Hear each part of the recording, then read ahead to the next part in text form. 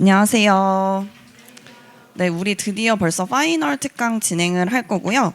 자, 강의 계획서에서 보시면 아시다시피 일단은 파이널 특강 우리 기출 분석 자료랑 그리고 제가 요약 자료로 제공을 드려서 전체적으로 3시간 동안 정리를 할 거예요.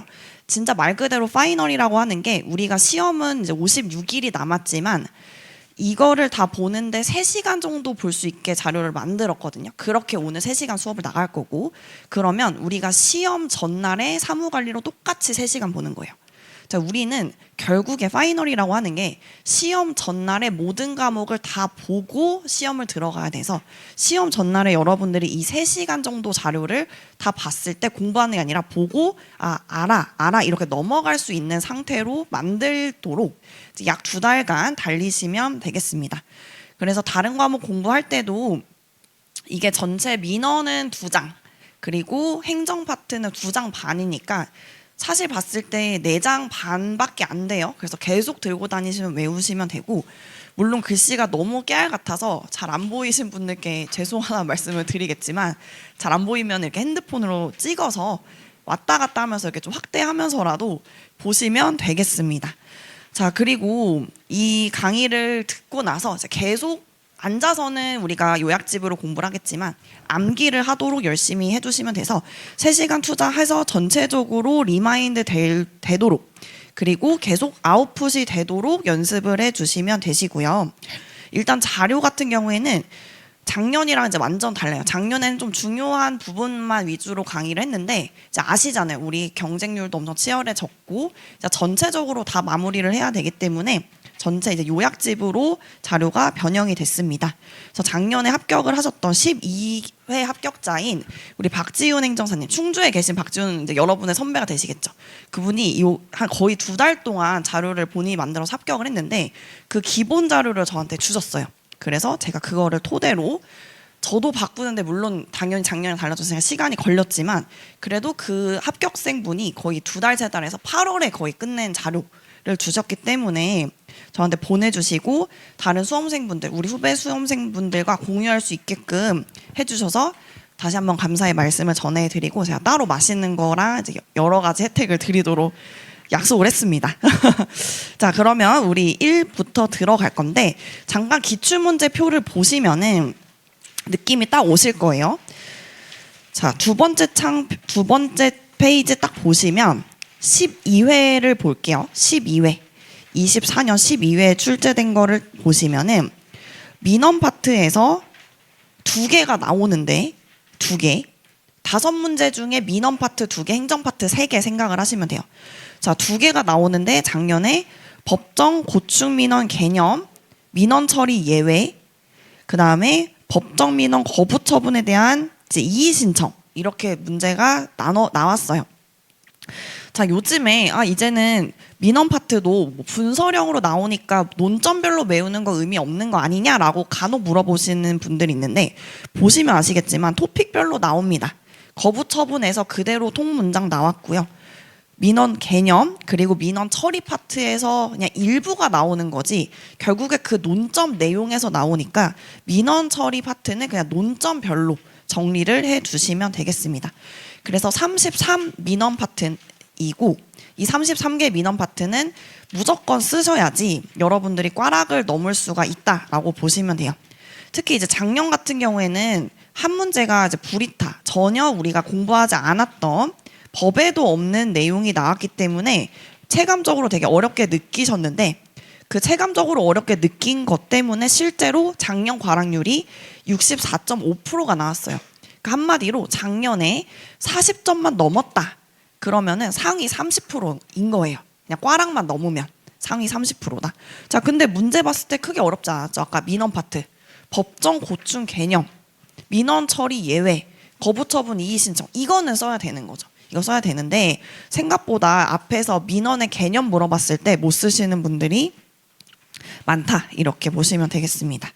자, 그러면 우리 이제 이 암기 자료죠. 1페이지부터 볼 건데 물론 너무 친절하고 좋은 마음에 모두와 함께 공부하고자 자료를 막 쉐어하고 싶은 마음이 있을 수 있겠지만 일단은 여러분이 붙고 그 다음을 생각을 해야 되니까 그쵸? 일단은 여러분들만 공부를 하시면 되겠습니다.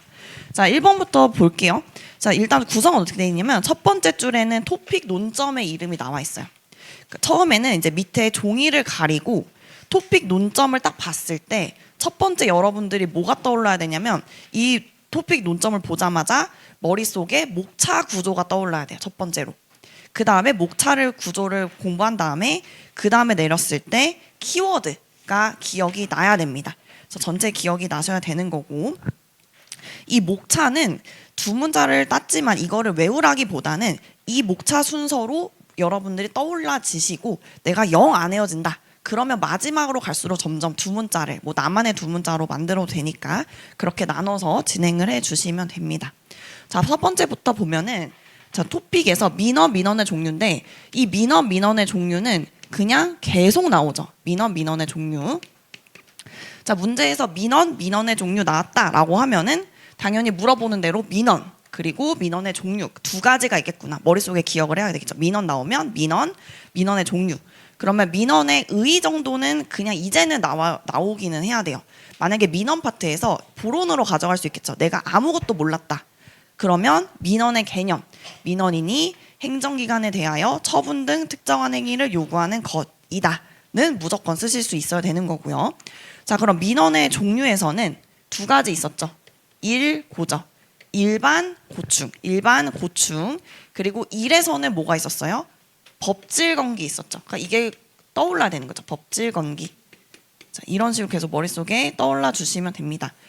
자, 그래서 여러분들이 저랑 지금 연습하는 그대로 혼자 공부하실 때 위에 민원의 종류를 보자마자 이거는 개념이 있는 거구나. 민원인이 행정기관에 대하여 특정한 처분의 특정 행위를 요구하는 것 외우고 종류를 보자마자 일반 고충이 있고 일에 법질 건기가 있구나. 이게 가장 기본이다 이렇게 말씀을 드렸죠.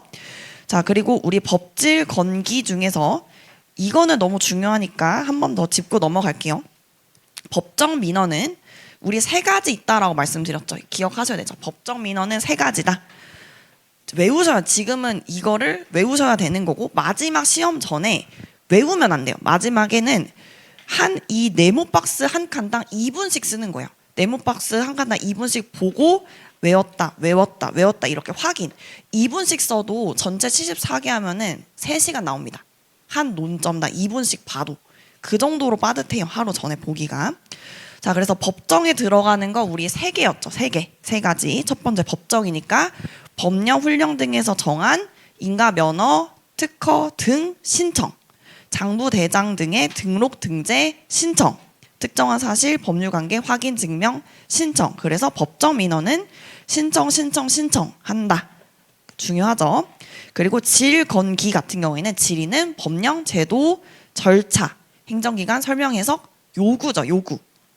그다음에 건의는 제도 운영 개선. 기억이니까 건의는 개선 요구다. 기타 민원은 2개죠. 법질 고충 외의 민원으로서 단순한 상담 요구나 불편사항 등 이제 우리 특정한 행위를 요구하는 거예요. 그래서 조금 디테일하게 보면은 우리 민원 자체는 처분 등 특정한 행위를 행정기관에 요구하는 건데 법정 민원만 법에 정해져 있는 사실 행정사 업무 이게 다인 거죠. 법정 민원 대부분이겠죠. 법에 정해져 있는 여러 가지 민원들을 우리가 신청을 할 때 대리인으로서 신청을 하는 거고 나머지는 다 요구를 한다. 이렇게 외워주시면 되고 고충 민원도 똑같이 요구를 하는 건데 고충 민원이 좀 안 외워집니다. 그래서 위부소불은 위법, 부당, 소극적인 처분, 불합리한 행정제도 4가지 외워주셔야 되겠죠. 위부소불, 위법, 부당, 소극적인 처분, 불합리한 행정제도 그리고 국민의 권리 불편 해결 요구 자 이렇게 외워주시면 돼요. 위법, 부당, 소극적인 처분, 불합리한 행정제도 권리 불편 해결을 요구. 자, 여기는 무조건 어떤 논점이 나와도 쓸 수 있어야 되겠죠. 법정 민원에 물어봐도 개념 쓸 수 있어야 되고 민원이 물어봐도 민원의 개념을 쓸 수 있어야 되니까 토픽 1은 그냥 완벽하게 기억을 해주시는 게 좋습니다. 자, 그 다음에 넘어가서 토픽 2죠. 민원인 행정기관. 자, 민원인 행정기관 같은 경우에는 두 가지죠. 민원인 나왔을 때는 의, 불 또는 해당되지 않는 경우 두 가지로 나눴어요. 의, 불. 그리고 의 같은 경우에는 민원을 제기하는 개인, 법인, 단체겠죠. 해당하지 않는 경우는 행개불이에요. 민원인에 해당하지 않는 경우 행개불. 하나는 민원인이라는 거는 특정한 행위를 요구를 해야 되는데 그게 아닌 거, 행정기관. 개는 사업상의 계약이 키워드인 거죠. 불은 이 사람이 불분명한 거예요. 성명, 주소 등이 불명확한 자. 자, 그래서 민원인 나오면은 의, 그리고 불, 아닌 거. 자, 그럼 의는 행정기관에 민원을 제기하는 자저겠죠. 개인, 법인, 단체. 근데 아닌 거는 행개불. 특정한 행위를 요구하긴 하는데 특정한 행위 요구하지 않으면은 민원 자체가 아닌 거죠. 요구를 하는데 플러스 행정기관, 사법상 계약관계, 직접 관련, 불명확한 자 이렇게 행개불 기억을 해주시고 자 그다음에 행정기관도 3개죠. 행정기관 3가지인데 첫 번째는 국회, 법원, 헌재, 선관위의 행정사무를 처리하는 기관이라고 말씀드렸죠. 그래서 국법, 헌선, 행정기관을 처리하는 기관 그리고 중앙행정기관, 지방자치단체. 그래서 첫 번째는 국회, 법원, 헌재, 선관위 행정사무를 처리하는 기관 플러스 중앙행정기관, 지방자치단체, 공공기관, 법령 등의 행정권한이 있거나 위임 위탁받은 법인, 단체, 기관, 개인 이렇게 구조를 나누시면 되겠죠. 민원인 행정기관. 자, 실제로 우리 11회 때 이 민원인 행정기관 각각 20점, 100점씩 나왔는데 딱 이대로 썼을 때 거의 16점 나왔습니다. 그러니까 이렇게 요약된 것도 다 내용이 들어가 있기 때문에 그대로 쓰시면 돼요. 그대로. 자, 3번 토픽 3번 제일 중요하죠. 사실 이거는 뭐 아시겠지만 너무너무 중요하다. 3번은 다 아셔야 되고 처리 담당자의 의무 보호가 있어요. 담당자가 해야 되는 거 의무. 신공친적 뭐예요? 신공친적 우리가 신속 공정 친절 적법하게 처리죠. 신공친적 처리해야 된다. 자, 그러면 보호 같은 경우에는 보호는 크게 3가지가 있었죠. 의무, 요구, 보호 조치. 의무, 요구, 보호 조치. 마지막 여러분 이렇게 똑같이 공부하셔야 돼요. 의무, 요구, 보호 조치. 자, 그러면 의무 같은 경우에는 신고인이었어요. 신고인.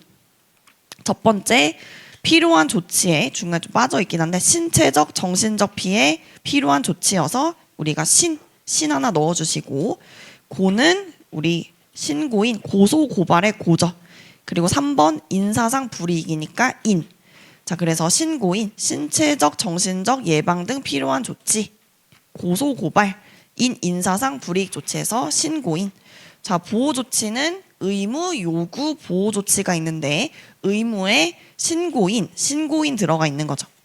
자, 보호 조치 요구는 담당자가 행정기관 장한테 보호 조치 요구할 수 있는데 그 이후로 불이익을 주어서는 아니 된다. 이게 요구죠. 담당자가 요구.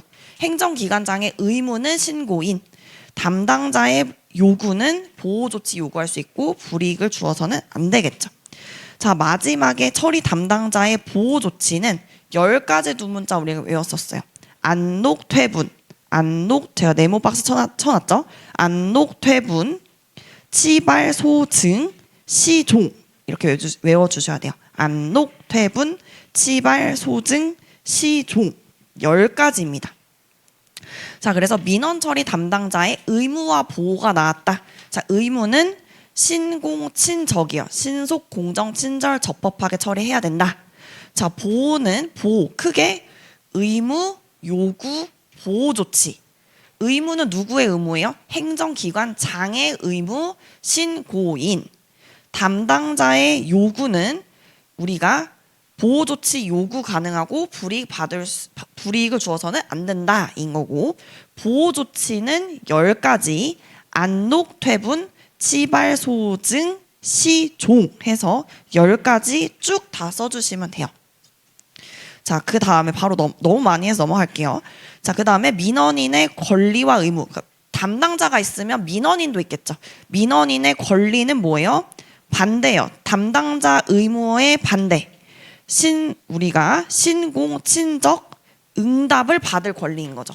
자, 우리 담당자는 신공 친접 처리를 해야 되는 거고 민원인의 권리는 신공 친적 응답 받을 권리가 있는 거죠. 하나만 외우면 2개 처리 가능하시고 그럼 민원인의 의무는 뭐냐?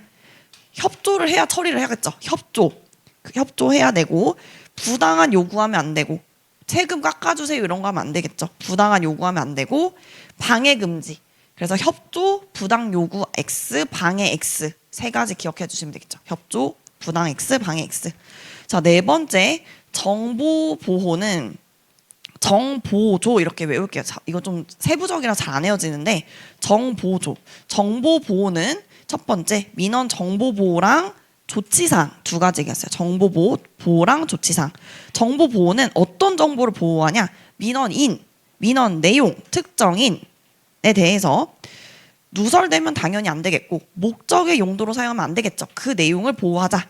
자, 그럼 어떻게 보호를 할지 조치사항은 뭐예요? 절차 확립하고 연 1회 이상 확인 점검해서 징계 이렇게 들어가는 거죠. 그래서 정보 보호는 보조해서 민원 정보 보호인데 어떤 민원 정보? 민원인 내용, 특정인, 누설 X, 목적의 용도 사용 X. 조치사항은 절차 확립, 연 1회 이상 확인 점검, 징계 이렇게 들어가야 되는 거죠. 자, 그 다음에 넘어가서 이제 민원의 신청 볼게요. 민원의 신청. 자, 민원의 신청 보면은 크게 민원에 신청하면 머릿속에서 3가지가 떠올라야 돼요. 신청 방법, 전자적 제출. 신청 방법, 전자적 제출. 이게 먼저 떠올라야 돼요. 왜냐하면 민원의 신청이랑 접수에 대해서 엄청 많이 헷갈리기 때문에 신청 딱 보자마자 머릿속에 신청 방법, 전자적 제출 이게 떠올라야지 나중에 전자적 제출 안 헷갈려요. 전자적 제출. 신청 나오면 신청 방법 전자적 제출 나와야 되겠죠. 그러면 신청 뭐예요? 문서로 해야 된다. 자, 그리고 방법은 직접 방문할 필요 없으면 정보통신망 우편 등 신청할 수 있다라는 거죠. 자, 전자적 제출을 이제 좀 기억을 해주셔야 되는데, 자, 전자적 제출 같은 경우에는 원칙은 뭐예요? 증구, 증명서류, 구비서류를 전자문서나 전자문서로 제출할 수가 있다라는 거죠. 서류를 전자적으로 제출할 수가 있다. 자, 그럼 예외는 우리가 크게 4가지가 있었죠. 예외는 4가지. 시스템이 구축 안 되거나 장애, 판독할 수 없는 상태로 수신, 별도로 규정이 있는 경우. 이런 경우에는 예외인데 이런 경우에 행정기관 장에서 다른 방법으로 제출할 수 있도록 안내를 해줘야 되겠죠. 당연히 못 내니까. 자, 마지막 우리 진본성 확인이죠. 진본성. 원칙, 예외, 진본성 확인. 제출된 전자화 문서. 왜냐면 PDF 파일이나 이런 거가 실제로 진본이 맞는지 진본성을 확인해서 확인 요청을 해야 되는 거죠. 자, 그래서 신청 같은 경우에는 신청, 방법, 전자적 제출이 있는 거고 신청에 뭐가 있었는 거예요? 문서로 해야 된다. 무조건 외워 주셔야 되는 거고 방법은 문서로 해야 된다고 하면은 프린트해서 우리가 가야 돼요. 행정사가 신청하러 직접 가야 되는데 직접 방문할 필요가 없으면 정보통신망 우편 등. 그래서 이거를 사실 딴 얘기지만 행정사분들끼리 공유하는 게 완전 꿀팁이죠. 이건 안 가도 되고 이거는 무슨 사이트 있다. 이거는 등기로 보내면 된다. 이게 진짜 완전 꿀팁인 거죠. 전자적 제출하는 거는 문서를 이제 전자적 제출할 건데 원칙, 예외, 진본성 확인 이렇게 있는 거죠. 원칙, 예외, 진본성 확인 이렇게 마무리해 주시면 되고요. 자, 그다음 넘어가서 민원의 접수죠. 접수. 자, 민원의 접수도 2가지. 접수, 접절 2가지로 기억해 주셔야 돼요. 접수, 그다음에 절차. 접수라는 거는 그러니까 신청은 어떤 느낌이냐면 행정사가 우리가 의뢰인도 이거 많이 물어보세요. 저 행정사님 저번에 그러니까 접수 왔다고 하셨는데 한 이틀 지나고 접수됐다는 문자가 왔어요. 그때 안 하신 거예요? 이렇게 연락이 와요. 다른 거죠. 신청은 우리가 한 거고 공무원이 확인을 해서 접수를 이때 들어간 거예요. 그럼 신청할 때는 행정사 입장에서 신청할 때 뭐예요? 서류 다 뽑아 가서 가니까 문서 기억을 해주셔야 되는 거고 접수는 행정기관 입장에서 접수를 해주는 거니까 절차가 중요해요. 절차가. 그래서 접수는 접절 이렇게 두 가지 기억을 해주셔야 되는데 접수의 원칙 세 가지 기억을 해주셔야 되겠죠. 보류 X, 거부 X, 부당하게 반려 X죠. 우리가 접수 공무원이 처리를 해야 되는데 신청을 받았는데 신청을 했는데도 보류, 거부, 부당 반려하면 안 된다 X. 그러니까 접수 원칙 기억하셔야 되겠죠. 접수, 접절의 접은 보류, 거부, 부당 반려 X 이렇게 기억해 주셔야 되는 거고 절차 같은 경우에는 7가지를 쭉 외워주셔서 민접이가 이건 좀 유치하지만 외워야 될 것 같아요. 사람 이름으로 민접이라는 아이가 민접이가 안 본 오전 이렇게 외울 거예요. 민접이 안 본 오전 민원실 접수증 2인 이상이 가면은 접수증은 하나만 민접이 안은 안내 본인 확인 오는 뭐예요? 5명 이상 민원인은 접수할 때 합쳐서 접수를 해버리는 거 처리하기 편하게. 저는 마지막에 전자민원 창구하면 8근무시간 이내. 자, 이것도 실제로 우리가 접수를 처리하는 과정을 겪어보면은 주무관이랑 서류 검토 다 하고 1층 민원실에서 행정사님 이거 접수 좀 해주고 가세요 이러면 민원실에 가요. 돈을 이제 수납을 하는 거죠. 민원실에 접수를 하고 그럼 우리는 꼭 요청을 해야 돼요. 만약에 까먹을 수 있으니까 접수증 주세요. 접수증 받으면 되고 그리고 항상 물어보죠. 언제 걸리냐. 의뢰인이 물어보는 거죠. 언제 예상 처리가 언제냐. 얼마나 걸리냐. 무조건 물어봅니다. 그리고 우리가 행정사 위임이 맞는지 신분증 당연히 확인을 하겠죠. 신분증 확인한다. 자, 그리고 전자민원 창구를 통해서 접수를 하면 8근무시간 이내 접수를 해줘야 돼요. 8근무시간 이내에. 민원의 접수. 자, 그 다음에 6번 넘어갈게요. 불필요한 서류 요구의 금지 나오면은 머릿속에 940 이민 이거 외웠죠? 94년생 공무원은 이민 서류 금지. 그래서 불필요한 서류 요구 금지, 이민 서류 금지. 자, 그래서 940 이민의 9는 구비 서류 외 추가 요구 금지죠. 금지. 4 원본과 함께 원본 대회가 아니라 원본과 함께 사본 제출 허용인 거죠. 자, 공은 공무원이 직접 확인 처리를 하는 건데 1번, 2번, 3번, 4번 민원의 처리 내용 확인이 가능한 경우 자 이런 다른 자료로서 처리 내용이 확인 가능하다 그러면은 담당자가 직접 확인 처리하는 거죠. 민원인한테 서류 달라고 하는 게 아니라 담당자가 직접 처리. 그런 경우에는 증구, 증명서류, 구비서류를 직접 확인 처리한 것으로 본다. 자, 그리고 이런 서류가 뭐가 있는지 인터넷 홈페이지 등을 통해서 이제 공표를 해야 되겠죠. 공표를 해야 된다. 자, 그 다음에 2는 이미 제출된 증구는 증명서류, 구비서류는 다시 요구 X. 자, 마지막 민원인의 권리는 추가 요구했다. 그러면 시정 요구하고 감사부서로 보내야 되겠죠. 감사부서에서 조사를 해서 통지. 940 이민 이렇게 기억을 해주시면 되고요. 자, 그 다음에 넘어가서 7 신청서, 구비서류, 전자적 확인 이거를 3가지 나눠서 보면 신청서, 구비서류는 간소화예요. 그래서 신청서, 구비서류는 간소하다. 간편한 게 좋겠죠. 그래서 신구간은 최소인 거죠. 기재사항 최소, 구비서류 최소, 제출부수 최소. 그래서 최소인 거고요. 그 다음에 증구 전은 증명서류, 구비서류는 전자적 확인하는 경우죠. 자, 전자적 확인하는 경우는 명칭, 크게 민원인은 이런 명칭을 구체적으로 적은 문서를 제출을 하면 증명서류, 구비서류를 우리가 전자적으로 확인할 수가 있는 거죠. 자, 그런데 정보 시스템 장애로 증구를 받을 수 없으면 우편 등으로 받을 수가 있다. 전자적 확인이라는 거는 시스템에서 확인을 하겠지만 그게 장애로 안 된다 그러면 우편 등으로 받을 수가 있고 당연히 다른 기관에서 넘어오는 거다 보니까 그 기간은 처리 기간에 산입하지를 않는다.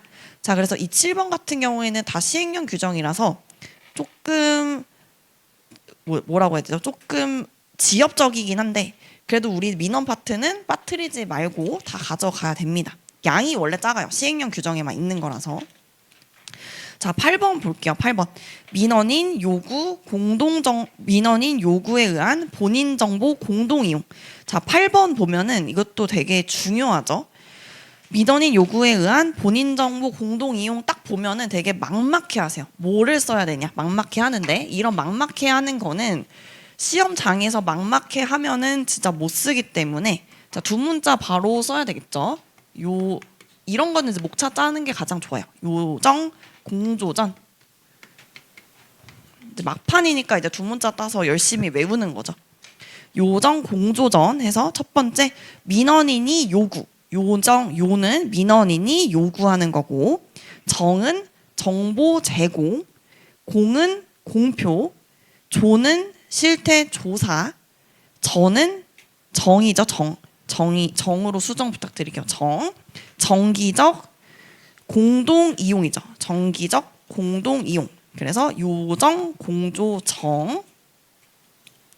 자, 그래서 5개를 먼저 외우셔야 되겠죠. 민원인 요구에 의한 본인 정보 공동 이용은 주어지겠죠. 문제에서 주어지니까 보면은 요정 공조정 이렇게 외워주시고, 요는 민원인이 요구하고, 그 다음에 정보 제공,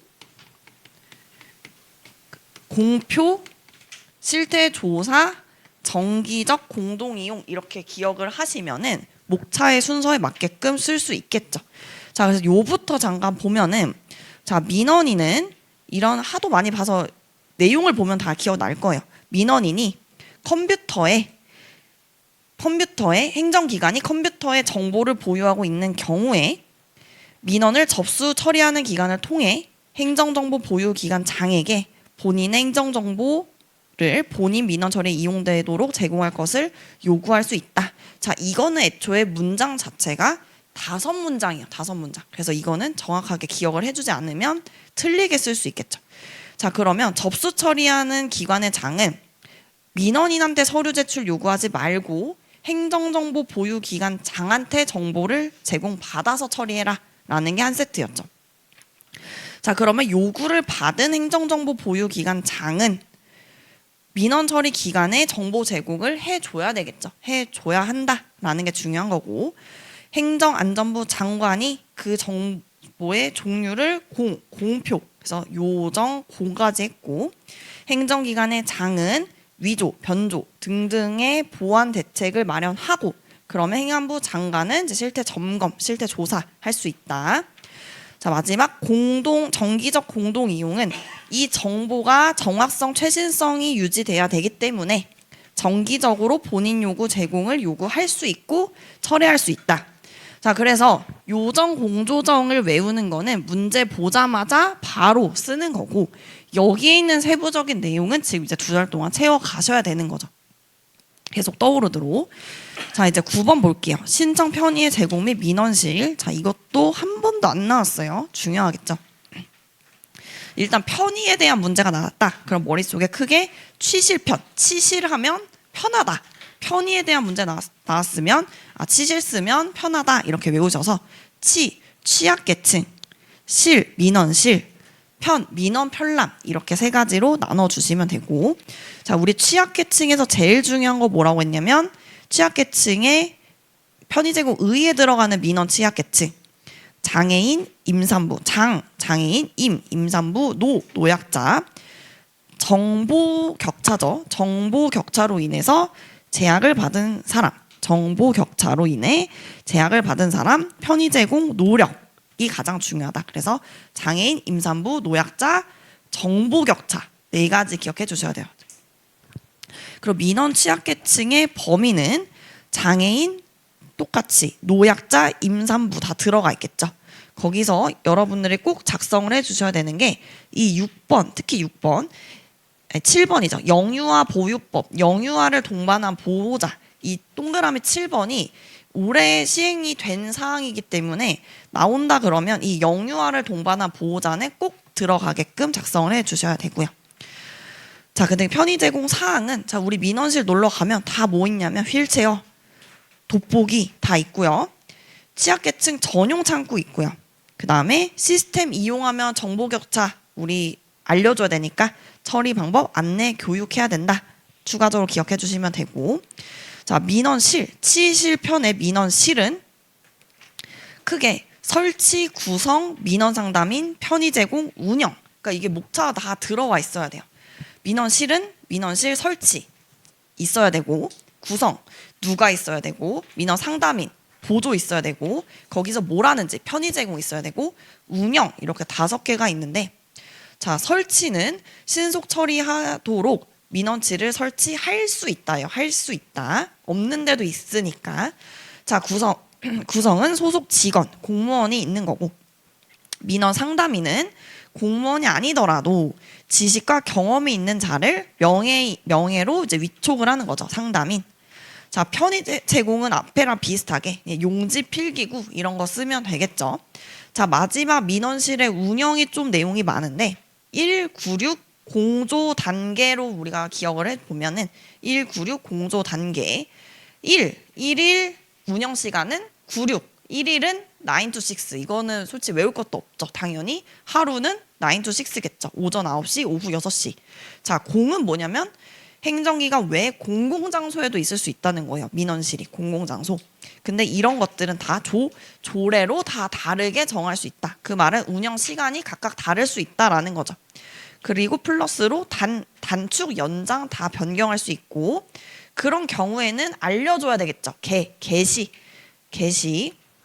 그러니까 민원실은 편의를 위해서 플러스로 하는 거기 때문에 설치할 수 있다라는 개념인 거고, 그래서 1일 운영 시간은 9 to 6로 원칙은 되어 있지만, 그리고 편하게 공공장소 외에 있지만 조례로 정해서 단축, 연장, 변경도 할 수 있고, 그렇게 되면은 개시를 해야지 민원인이 헛걸음하지 않겠죠. 개시를 해야 된다.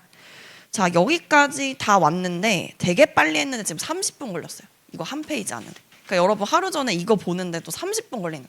한 장 보는데 1시간. 넘어갈게요. 자, 전자민원창구, 통합전자민원창구입니다. 자, 전자민원창구, 통합전자민원창구 이렇게 문제가 나왔다. 어차피 한 토픽 안에서 문제가 나오기 때문에 이 토픽을 봤을 때 머릿속에 쫙 떠오르고 거기서 꺼내 쓰시면 돼요. 민원창구, 통합전자민원창구 나왔다. 그러면 의, 설치, 운영, 이용 제한, 고유 정보. 의, 설치, 운영, 이용 제한, 고유 정보. 이게 떠올라야 돼. 먼저 떠올라야 돼요.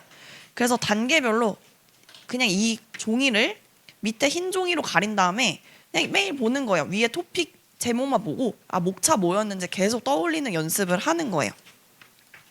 자, 그래서 의, 설치, 운영, 이용 제한, 고유 식별 정보 이렇게 보면은, 자, 의는 의 밑에부터 내가 가지고 가야 되는 거죠. 자, 이런 전자니까 당연히 인터넷이니까 제일 중요한 거, 직접 방문하지 아니하고도 민원을 처리할 수 있도록 시스템 구축 필요한 조치를 해야 되겠죠. 자, 그다음 동그라미 2번에 민원이에요. 전자민원 창구 구축 운영 누가 하겠어요? 행정기관장이 하겠죠. 구축 운영할 수 있다. 근데 없으면 통합 전자민원 창구 처리할 수 있다. 자, 내용을 보면은 내가 공부를 많이 하니까 이거는 더 요약이죠. 이제 알아야 되는 거고. 자, 3번째, 행안부 장관은 전자민원 창구 구축 운영 지원 플러스 통합 전자민원 창구는 구축 운영할 수 있다. 자, 그럼 민원인이 통합전자에다가 신청하면 소관기관에다가 신청한 것으로 보고 전자니까 수수료 감면. 그래서 의 규정 이 5개는 딱 들어가야 돼요. 나왔을 때 의 5개. 이 통합 전자니까 인터넷 일단 제일 중요한 거 직접 방문하지 아니하고도 이게 제일 중요하겠죠. 직접 방문하지 않도록 시스템 좀 만들어 달라 조치를 해야 된다라고 하는 규정이 가장 중요하다. 자, 그리고 2번째, 전자민원 창구는 가장 중요한 거 하나의 창구. 편리하다고 사이트 2개, 3개 만들면 더 헷갈린다고 했죠. 설치는 하나로 하나의 창구. 자, 그 다음에 운영 관련해서는 전자민원 창구에는 도대체 어떤 처리 사항이 있었냐?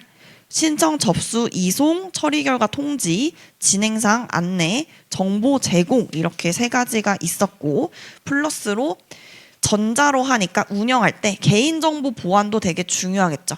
그리고 이거 담당하는 전자민원 담당관도 있어야 되겠고, 민원심사관이 겸임하게 할 수 있다라는 규정이 있었고, 마지막 행안부 장관이 통합전자민원창구를 통해서 둘 이상의 민원을 일괄로 신청받아서 이송하게 처리할 수 있다. 그래서 이 운영과 관련해서는 총 7가지가 다 들어가게끔 기억을 해주시면 되고요. 자, 이용 제한은 정당하지 않은 목적으로 비정상적으로 반복해서 공무를 방해하는 경우에는 이용을 제한할 수 있다라는 거죠. 자, 마지막 고유식별 정보 처리는 이런 전자창구를 위해서 수행하기 위해 불가피하게 주민등록 번호가 포함된 자료를 처리할 수 있다. 당연히 우리 뭐 본인 인증이라든지 할 때 이런 주민등록 번호, 여권 번호 등의 자료를 처리할 수 있다라는 규정이라서 이 10번 규정도 사실 버릴 게 없어요. 다 너무 중요해가지고 10번 의, 설치, 운영, 이용 제한, 고유식별 정보 해서 의의는 5가지 있었구나. 설치는 하나로 하나의 창구 설치해야 되는구나. 운영은 총 내용 내가 7가지 써야 되는데 그 중에 처리사항은 3가지가 있었구나. 이렇게 머릿속에 다 기억이 나야 된다라는 거죠. 자, 11번 다른 행정기관 등을 이용한 민원의 접수 교부 10번도 그렇고 11번도 그렇고 한 번도 안 나왔어요. 그래서 여러분들이 당장 56일 뒤에 그냥 10번 나오면 이 기억으로 쓰는 거예요. 10번 나오면 그대로 쓸 수 있게끔. 자, 11번 다른 행정기관 등을 이용한 민원의 접수 교부 또는 어디서나 민원 처리제라는 게 나온다라고 하면은 두 문자는 의절, 고자통 이렇게 외워주시면 되겠죠. 의, 절차, 고자통, 고시, 교부 자해지위, 정보통신망 이렇게 외워주시면 되고 의의는 제가 간단히 줄여놨는데 제가 강의 때 3줄은 그냥 툭 치면 나오도록 기억하자라고 했어요. 편의를 위해서 행정기관에서 접수하고 처리 결과를 교부해야 될 민원을 다른 행정기관 등이니까 다른 행정기관이나 특별법에 따라 설립되고 전국적 조직을 가진 법인, 농협새마을금고로 하여금 접수 교부하게 할 수 있다. 외워야 되는 거고. 자, 그 다음에 절차는 접수, 송부, 처리, 관인 4가지 있었죠. 자, 접수는 둘 이상의 통합 신청. 우리가 편의를 위해서 접수를 해주는 거니까 소관이 2개 이상인데 통합 접수해서 접수 교부할 수 있다.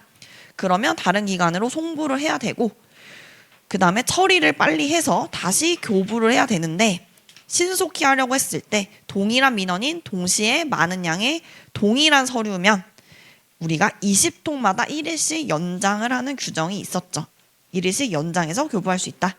자, 그리고 관인은 교부하는 다른 행정기관의 장은 당연히 교부하는 곳과 처리하는 곳이 다르니까 소관행정기관 관인을 생략을 하고 해당 기관의 관인을 찍어서 교부를 할 수 있다라는 거죠.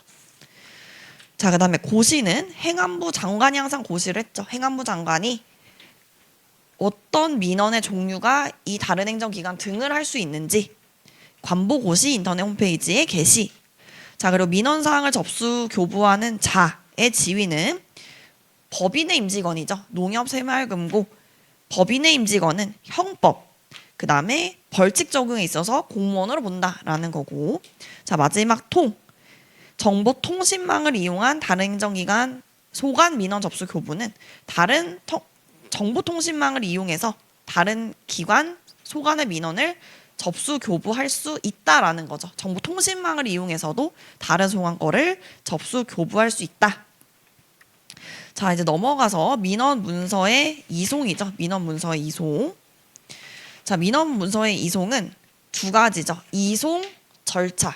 이송, 절차. 자, 이송은 접수했던 민원을 이송을 하는 거예요. 소관기관의 이송.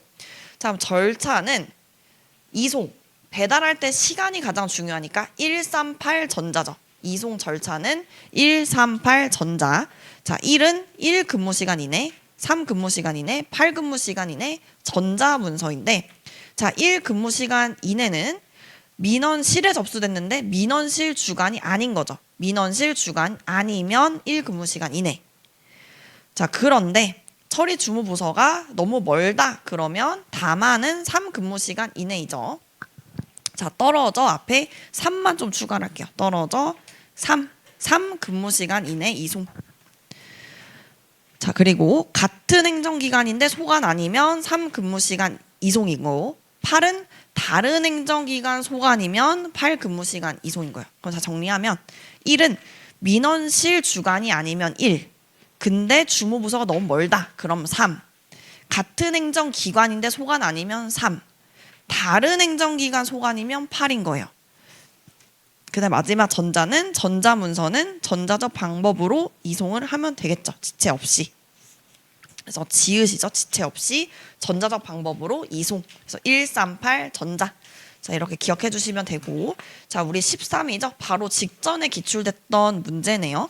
직전에 작년에 학습했던 분들도 민원의 처리 원칙 예외 이렇게 외웠는데 그 중에 예외 딱 나온 거죠.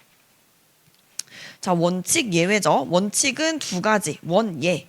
민원의 처리 관련해서는 크게 네 가지예요. 처리는 원칙, 예외, 협조, 사후관리. 그래서 원예, 협사. 왜냐하면 어떻게 해야 되는지 원칙도 있을 거고 예외도 있을 거고, 요즘에 민원 처리는 다 회람 돌립니다. 협조 공문 다 돌리고 협조, 마지막에 사후관리 중요한데, 자, 원칙은 처리기간 남아있거나 공과금 미납된 이유로 지연시켜서는 안 된다. 그러니까 다른 이유로 지연시켜서는 안 된다. 절차 강화 X인 거죠. 자, 그럼 민원 처리 예외는 작년에 기출이 됐으니까 당연히 공부는 하시되 참고적으로 간단하게 6개 보시면 되고요. 자, 협조는 처리하는 주무부서는 처리할 때 관계 기관, 부서에 협조를 해야 되는 거고, 요청 기간도 회신 내에 처리를 해줘야 되겠죠. 자, 그다음에 처리 민원 사후 관리는 민원에 대해서 민원인한테 다 AS를 한다라는 거죠. 그래서 원칙 예외, 협조, 사후 관리. 근데 작년에 나왔기 때문에 아무래도 중요도는 조금 떨어지긴 합니다. 자, 그다음 넘어가서 우리 14번 볼게요. 법질 건기 처리 기간 볼게요. 처리 기간. 자, 법질 건기 처리 기간인데 법만 좀 따로 외워주셔야 돼요. 법은 설정 공표예요. 법은 법설공. 법은 설정 공표. 그다음에 질건기절. 자, 법은 왜 설정 공표냐? 법정 민원은 너무 종류가 많아요. 그래서 일일이 그거를 뭐 딱 14일 딱 잘라서 정하는 게 아니라 종류별로 정하고 단계별로 구분해서 편람에 자세하게 수록되어 있어야 된다 말씀드렸죠. 접수 1일, 뭐 회람 2일, 처리 3일 이렇게 다 구분해서 종류별로 편람에 다 구분을 해서 수록을 해야 돼요. 자, 그다음에 2번 질의는 법령 14, 제도 절차 7, 건의는 우리가 14였죠. 왜냐면 건의가 개선이니까 7 더하기 7이라서 14 이렇게 외웠었어요. 건의는 개선이니까 14일이다. 자, 기타는 즉시. 기타는 즉시인데 만약에 기타 민원의 처리 기간이 나왔다 그러면은, 또는 기타 민원에 관련된 논점이 따로 나왔다. 자, 이거는 기타 민원은 좀 나올 수도 있을 것 같아요. 왜냐면 법정 고충 다 물어봤으니까.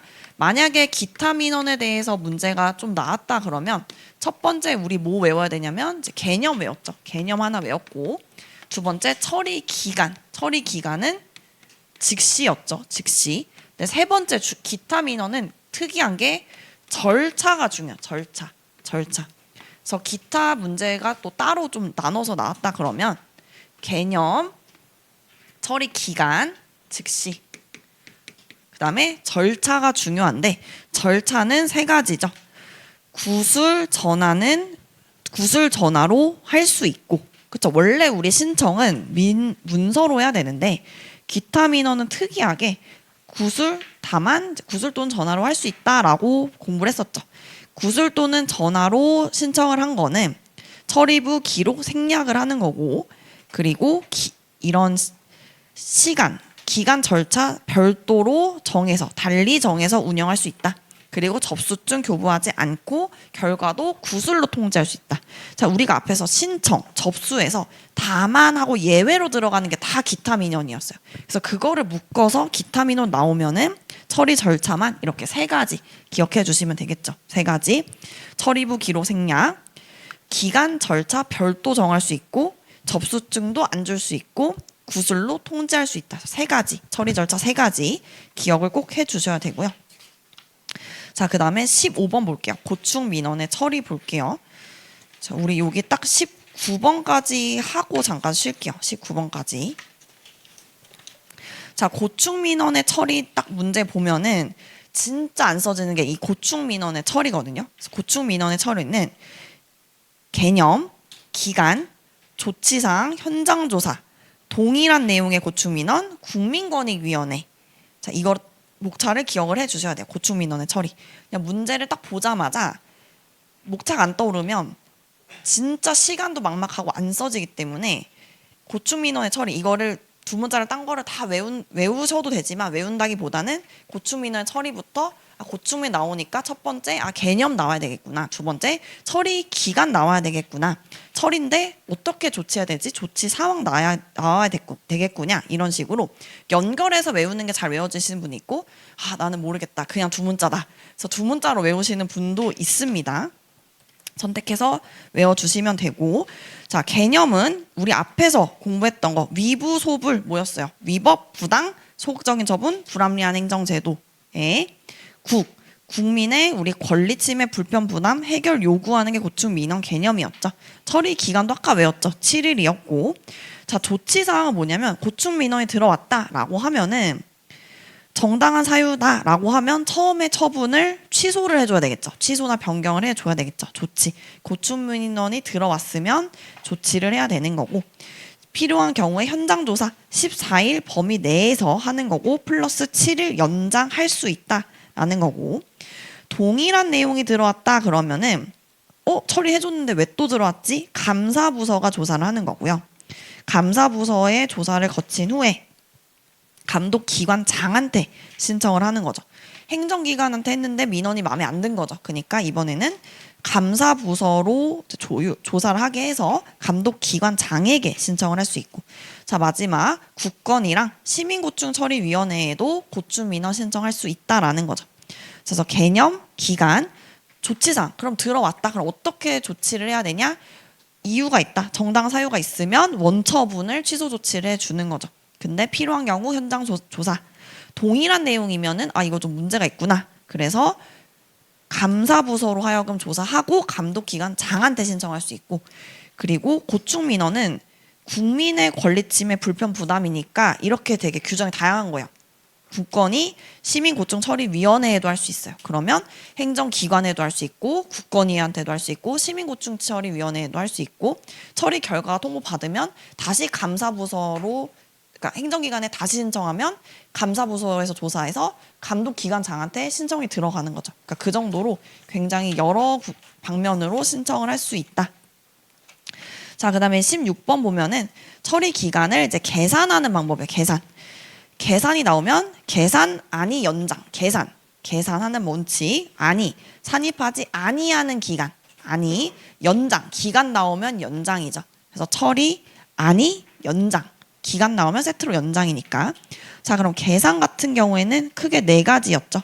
즉시 5일 이하 6일 이상 주어련 이렇게 네 가지로 나눠서 외웠고 산입하지 아니하는 기간의 계산은 이 6개 중에서 뭐 4, 5개 외우시면 되는데 크게 어렵지 않을 거예요. 산입하지 않는다 상식적으로 보완, 이송, 뭐 의견 정치, 뭐 검사 감정 이런 거는 포함할 수가 없겠죠. 처리 기간. 자 마지막 연장은 한 차례 한해서 연장을 할 수가 있는데 동의를 얻으면 한 차례 다시 연장. 한 차례는 연장할 수 있고 플러스 1+1이에요. 근데 두 번째는 동의를 얻어서 다시 연장할 수 있다. 그리고 연장을 하면 당연히 민원인한테 문서로 통지를 해줘야 되겠죠. 연장은 1+1인데 플러스 1일 때는 동의를 얻고 문서로 통지 기억을 해주시고 자 17번 볼게요. 17번 민원 처리 과정의 시정 요구 보면은 의치 위통 의의 그다음에 취지 위법 부당한 민원 처리가 뭔지 마지막 통지가 뭔지 이렇게 구분을 해주셔야 되는데 자 시정 요구가 뭐냐 위법 부당한 민원 처리가 발생하면 그러니까 시정 요구는 왜 하냐 위법 부당 위부일 때 위법 부당한 민원 처리 발생 시 행정기관장 또는 감독기관장한테 시정 요구를 할 수가 있다. 이게 의의인 거예요. 그럼 이거를 왜 하냐 감사부서로 하여금 조사를 하게 해서 공정성과 신뢰성을 담보하는데 이제 목적이 있는 거죠. 그럼 위법 부당한 민원 처리가 뭐냐? 그러니까 이 17번의 시정 요구의 포인트는 위부 민원 처리 발생 시예요. 위법 부당한 민원 처리 발생했을 때 시정 요구할 수 있는 거고 왜 하냐? 공정성, 신뢰성. 그럼 위법 부당한 민원 처리가 뭐냐? 앞에서 공부했던 세 가지죠. 접수 원칙 안 지켰을 때, 불필요한 서류 요구 금지 안 지켰을 때, 처리 기간 경과했을 때, 이거는 막 민원인들 들고 일어나는 거죠. 들고 일어나는 거, 기간 경과하는 거. 그래서 보류 거부 부당 반려인 경우, 추가 요구하는 경우, 처리 기간 경과한 경우 세 가지 정확하게 외우자 말씀드렸고, 자, 이렇게 시정 요구를 받은 행정기관장, 감독기관장은 당연히 조사해서 조치를 하고 민원인한테 알려줘야 되겠죠. 당연한 거죠. 자, 넘어가서 18번 볼게요. 민원 문서에 보완치하는 보완, 그 다음에 절차, 연장, 흠결 이렇게 네 가지죠. 보완, 절차, 연장, 흠결. 자, 그래서 보완은 뭐냐? 접수했는데 보완이 필요하면 상당한 기간 정해서 보완 요구해야 되는 거죠. 보완 요구해야 된다. 자, 그런데 처리가 끝나기 전에는 민원인이 보완을 하거나 변경하거나 취하할 수 있다라는 게 이제 보완에 관련된 내용이고, 자, 절차는 문서, 구술 등으로 보완 요구하고, 그다음에 두 번째는 10일 이내의 기간 정해서 재보완 요구할 수 있다. 자, 그리고 보완 요구는 언제 해야 되냐면, 보완 요구를 하는 거는 접수한 때부터 8 근무 시간 이내에 보완 요구를 해야 되는 거고, 민원인한테는 상당한 기간 정해서 이제 보완 요구 이때까지 해달라라고 얘기를 하는 거고요. 그리고 민원인에게 직접 경유 기간을 하는 경우에도 직접 보완 요구할 수 있다. 자, 연장 요청은 일단 민원인이 보완 요구 받으면은 그 시간 안에 보통 못할 수 있겠죠. 그래서 민원인이 보완 요구 받은 기간 내에 보완을 할 수 없다. 그래서 연장 요청을 하면 보완 기간을 정해야 되는 거고, 최대 2회까지밖에 못해요. 무한히 연장해 줄 수 없으니까 2회. 그러니까 앞에서 우리가 1+1 처리 기간에서 1+1인 것처럼, 그러니까 행정기관도 1+1이니까 2번인 거죠. 그런 것처럼 민원인도 2번까지 할 수 있는 거, 2회까지 한정한다. 자, 그리고 보완이 가능한 흠결 범위, 보완 대상은 보완이 가능한 경우인 거죠. 보완이 가능한 경우, 형식적, 절차적, 실질적이라도 단순한 거, 보완이 가능한 경우. 그래서 보완, 절차, 연장, 흠결 범위 네 가지. 자, 마지막 19번은 이것도 좀 지엽적인데, 보완과 관련해서 변경, 반려, 종결 처리, 변반, 종결 처리 보면은 처리가 끝나기 전에 보완도 할 수 있고 변경도 할 수 있고 취하도 할 수 있죠. 반려는 세 가지 이유죠. 세 가지 이유, 반려 세 가지 이유 기억해 주시고, 종결 처리 두 가지 이렇게 기억했었죠. 보완, 반려 세 가지, 기간 내 보완하지 않는 경우. 두 번째, 내용이 현실적으로 불가능한 경우. 그 다음에 세 번째는 민원인이 반환 요청한 경우 세 가지고, 종결 처리는 두 가지죠. 반송된 경우, 그 다음에 직접 교부해야 되는데 15일까지 수령하지 아니한 경우. 그래서 반려 세 가지, 종결 처리 두 가지. 자, 이렇게 기억해 주시면 되겠죠. 자, 이렇게 해서 우리가 이 한 장, 심지어 엄청 많이 아는 한 장 하는데 50분 걸렸어, 50분. 자, 제가 이렇게 막 입 아프게 떠들고 있지만 여러분들이 공부할 때는 저처럼 이렇게 입 아프게 외워서 하루 전에 이거 3시간을 달달달달 하셔야지 되는 거고, 자, 엄청 많이 물어보는 게 어떻게 외우냐. 말씀드렸죠? 이거 목차 보고 첫 번째 목차 기억나고, 그 다음에 목차 하면서 키워드 기억나서 여기 있는 내용을 줄줄 설명할 수 있게끔 해야 되는 거고, 제가 유튜브를 봤는데 어떤 변호사가 뭐 변호사 공부 어떻게 하냐 이 얘기를 했을 때, 자, 우리가 74개의 논점인데 여러분이 74개의 노래를 외워야 돼요. 노래방에 갔는데 74개 중에 아무거나 노래를 딱 눌렀을 때 바로 부를 수 있어야 돼. 생각하는 게 아니죠. 바로 부를 수 있어야 돼. 노래 딱 전주 나오자마자 노래를 부를 수 있어야 돼. 그럼 어떻게 해야 돼요? 주구장창 노래 부르면서 외워야 되는 거죠. 계속 들으면서 노래 외우면서. 그렇게 74개를 해서 시험장에 보자마자 박자를 놓치면 안 되는 거죠. 전주 나오자마자 바로 부를 수 있게끔 연습을 계속, 그래서 달달 계속 외우라고 하는 게, 어떻게 외워요? 노래 어떻게 외우세요? 똑같은 거예요. 계속 듣고 반복하고 외우고. 노래 가사 이렇게 손으로 쓰기는 쉽지 않죠. 양이 많으니까. 그러니까 74개의 내가 노래를 외워서 노래를 외워서 하루 전에 3시간 동안 달달달 들은 다음에 시험장에 가서 랜덤하게 여기 있는 거 5개 노래를 딱 틀었는데 여러분들이 전주가 나오자마자 완창을 하고 나온다. 합격하는 거예요. 노래방 점수 80점 넘었다. 합격하는 거, 합격하는. 그런 마음으로 공부를 하셔야 되는 거예요. 아시겠죠? 자, 그러면 잠깐 쉬었다가 11시 한 2분쯤부터 바로 진행하도록 할게요. 화장실만 잠깐 다녀오시기 바라겠습니다.